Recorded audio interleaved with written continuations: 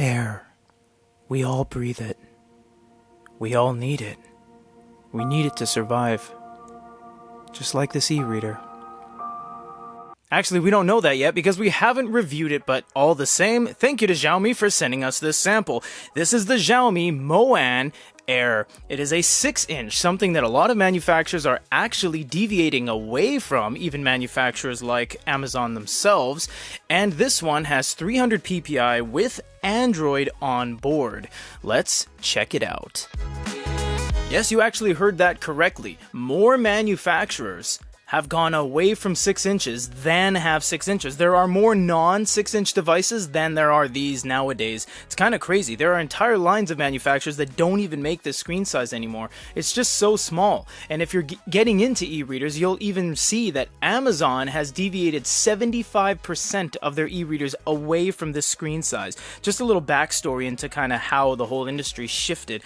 This is the Moaan Air by Xiaomi. The back looks amazing. It looks textured, but it's not. It's actually just completely flat. It just has this kind of holographic illusion. Although you do have an embossed Moaan logo. There is audio on here, but no speakers. So unfortunately, you're going to need Bluetooth or a OTG ported acceptable USB set of headphones or something like that. If you drop the top down, it is all in English. You'll see that you have everything up top. You have your contrast, you have your color control, you have your refresh frequency, and you have your media volume. Unfortunately, there's no speed mode on this one, unlike the W8 and other Xiaomi products. Also, the preloaded apps are all in Chinese, but you don't have to use them if you don't want them, like Kindle.cn. Just long press and uninstall it. If you don't want Baidu NetDisk, just uninstall it. But everything that should be in English is Lightning, browser, settings, App Store, etc. The App Store is awful because it only has a couple of apps on it. In fact, 14 plus 11 plus 1, it's not very many. If you do want applications, don't worry. You can just simply sideload in your own apps. Reason being, this allows installation of unknown sources right there, which means you can install anything on here. But there's a caveat. This doesn't really have any refresh mode, so you can't even take advantage of things like video or Instagram or Facebook or anything, because that's what it looks like. Unlike the W8 that did have a fresh mode up top that accelerated it or made it quicker, this doesn't, so you just simply can't watch videos. You can, but it's playing at 8 frames a second, which is awful. You don't really have any way to get your bearings over what's happening right now, so unfortunately, no. You can't play videos on this, which means it's incredibly restricting because there's a lot of things that require fluid movement. Even some applications that handle books that need page turn animations, you can't do it. There's a couple pre-loaded apps with the reader, but you can install anything you want. Moon Plus Reader, Aldeco, etc.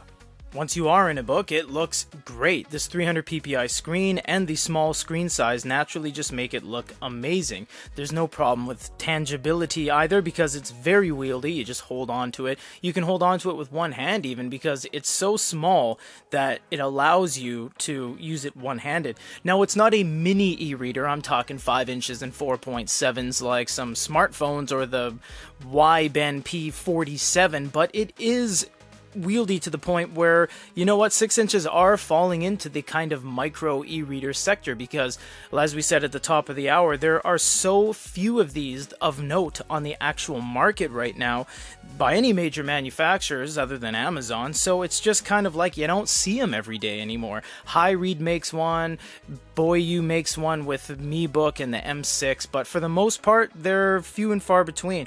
The reading experience is only going to be as good as the app you're using. For example, this preloaded one, everything is in Chinese, so it doesn't help much and you can't really understand what anything says and you can't read anything, but simply just install something that is a little bit better for your reading experience. You can explore all of the file browser elements here. So you have pictures, you have books, you have documents, PDFs, and the like.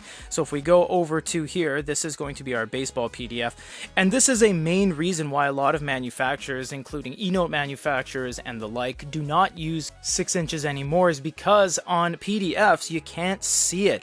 PDFs is a very, very critical file format in the world. When you export documents, when you sign things, a lot of the time it's in PDF format. There are entire lines of manufacturers like Fujitsu and Sony that don't even have anything except for PDF-enabled reading devices. So it is a valid file format that needs to be taken care of. And on these small e-readers, you simply can't see anything. You can pinch and zoom, you get some way to craft your experience, you get some crops and stuff like that, but it's always a challenge. You're always having to deal with it. You don't have a mini map or even a zoom level. You don't know where you are on the page. It's terrible for PDFs unless they're scaled in such a way where they're sectioned in such a way as well, where you can really read it. But these things that require you to have a full B5, A5, A4 piece of paper, letter size 8.5 by 11, it's just not feasible. You can't read anything, you can't consume what you're seeing to any realistic extent. Now if we tap the middle and get our elements back at the bottom of the screen, we can go back and look at a couple more things here. We do have manga. Manga is very rarely 6 inches, even in Japan. For the most part, it does exist as kind of a 7 to 8 inch screen size. And also, because everything has to be sideloaded, because this doesn't have an ecosystem of its own, the formatting is going to depend on where you've downloaded the thing from. So you can see this one is even tinier. This is about 4 inches right here. So you can, of course, go to your crop and kind of make it your own and utilize the cropping and then say okay, and it kind of expands it and fixes the margins. But again, these things you're always going to have to deal with. So what my recommendation would be to you is go over to your PC and download some manga reader apps. Download Adobe Acrobat or something. Then just simply install it on here, because you can uninstall and install anything you see here, even the preloaded stuff. I don't even know what that is and I can't read it. I'm going to uninstall it because it's unnecessary. That's WeChat, that's Baidu, that is some sort of bookstore. And if you don't need these things, you don't have to use them. You can craft your own experience. As we showed you the experience on the browser, you can go to anywhere because it's completely unrestricted. It is not going to be like an iFlyTech where you have to input your cell phone, mainland Chinese cell phone number in order to get to anywhere. You can very simply just go ahead and browse the web. Web browsing is adequate. It's not the fastest thing in the world, although this does look good. It has a very good pixel density. It's not that quick. It's a fairly basic ebook reader, and it's very light. Much like the name, it is light. It's lighter than the Poke. It's lighter than the M6 by MeBook. It's quite a light experience. However, it's just hindered by a lot of the things you can't do, like this is moving pretty good for HD mode, I will tell you that. In my experience, we've seen a very sluggish experience on HD mode, even from Onyx devices. That's why they have the speed modes to mitigate that. This doesn't give you an out, so I'm glad the speed mode that it is in, which is HD, is as good as it is, because if it was anything outside of that, it would be completely unusable.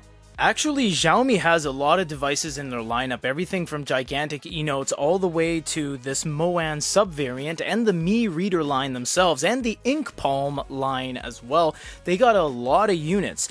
It's kind of nice to see something a little bit more basic, I would say. Even when you go through the settings, you'll see everything is just super simple. There's no difficult learning curve application methods. There's just nothing here. It's just battery management, it's just display settings, a little bit of feedback, and then an update screen. There's really nothing here that's going to break your mental stability and say, I don't know what I'm looking at. This is a very graspable, easy to work unit. It's very simple. You get the elements at the bottom, you get your drop down. It's easy to work. There's no issues whatsoever. The glow light looks good too. You get your warm lighting, you get your cool lighting, you get your system-wide contrast, I must mention, not just individual application, system-wide, and then your refresh frequency. Your media volume, of course, is controlled with your peripherals because it does not have any onboard audio. This is everything you need to know about the Air. And to be honest, it's nice to have something that is a little bit less complex than what we've been looking at lately with all of their Xiaomi e-notes and things that are just a little bit more complicated. It's nice to slow things down, get back to basics, and have a very simple, easy digestible 6-inch 300 ppi e-reader. For GoodEreader.com, this is Peter.